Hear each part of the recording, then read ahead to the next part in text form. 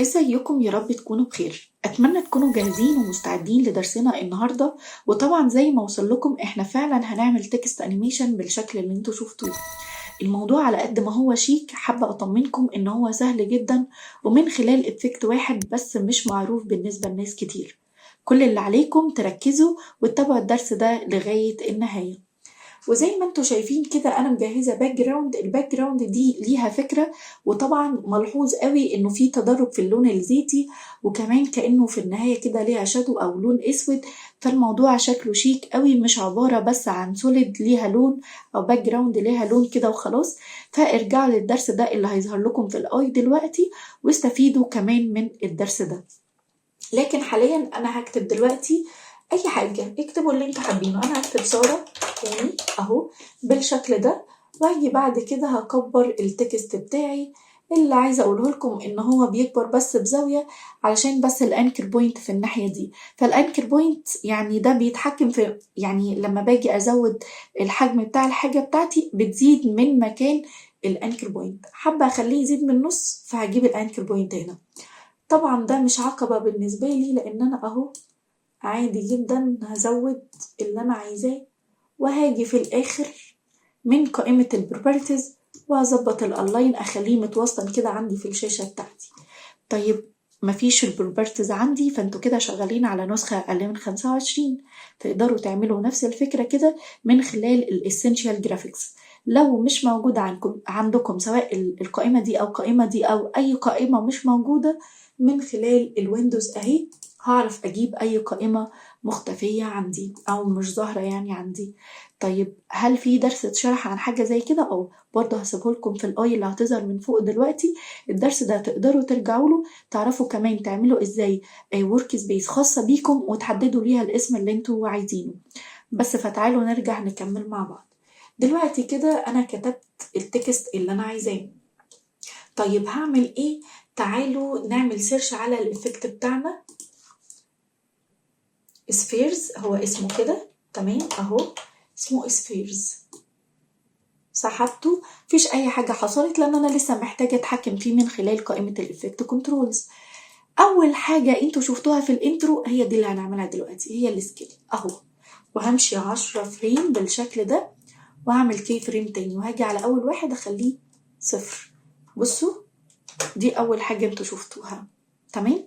بس تعالوا بقى نعمل تاني خطوة معانا. هاجي عند الكي فريم ده وهمشي 10 فريم، وهاجي بقى عند الافكت بتاعي ومن الراديوس اهو عملت كي فريم، وهمشي كده كمان 10 فريم وهزود بقى الراديوس بتاعي. شايفين؟ لاحظوا اللي بيحصل. انا ممكن اهو، شايفين خليته كمان مايل ازاي اهو. بس فالموضوع يعني احنا بس بنشرح الفكرة وانتوا ابدعوا عادي يعني. لكن انا حابة اكتر كأن حرف الاس كده لازق وحرف الواي بس البروز حاصلة في الجزء اللي في النص من التكست بتاعي اهو. ممكن ازود كده سنة، تمام. بس فهو تعالوا نشوف ده اللي انتوا شفتوه في الانترو.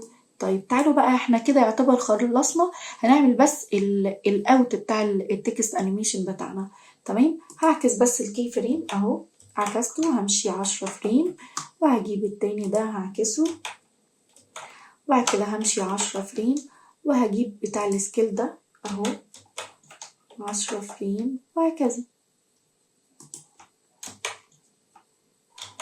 تعالوا بقى كده شوفوا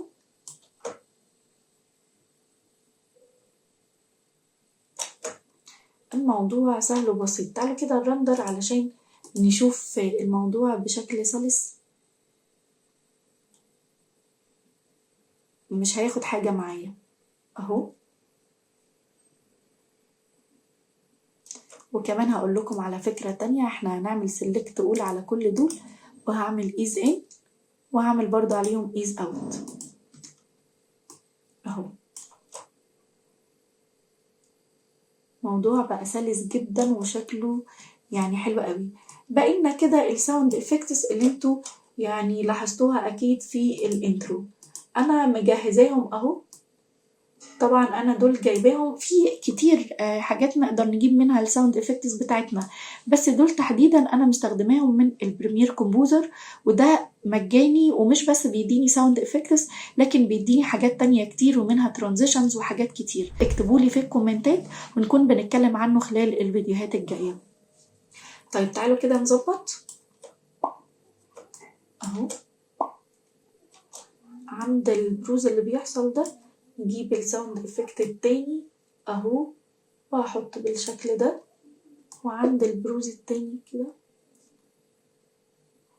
هجيب ده، هضغط على الت كده وهسحب علشان يعملولي زي كوبي اهو، وهاجي هنا كده وهاخد ده اول واحد الت وهسحب كده.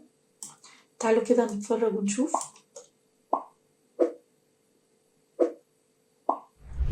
فده كان موضوع درسنا النهاردة، وأتمنى تكونوا استفدتوا، تكون وصلت لكم معلومة جديدة، وطبعا يعني اتحركوا زي ما انتوا عايزين، احنا بس بنفهم مع بعض.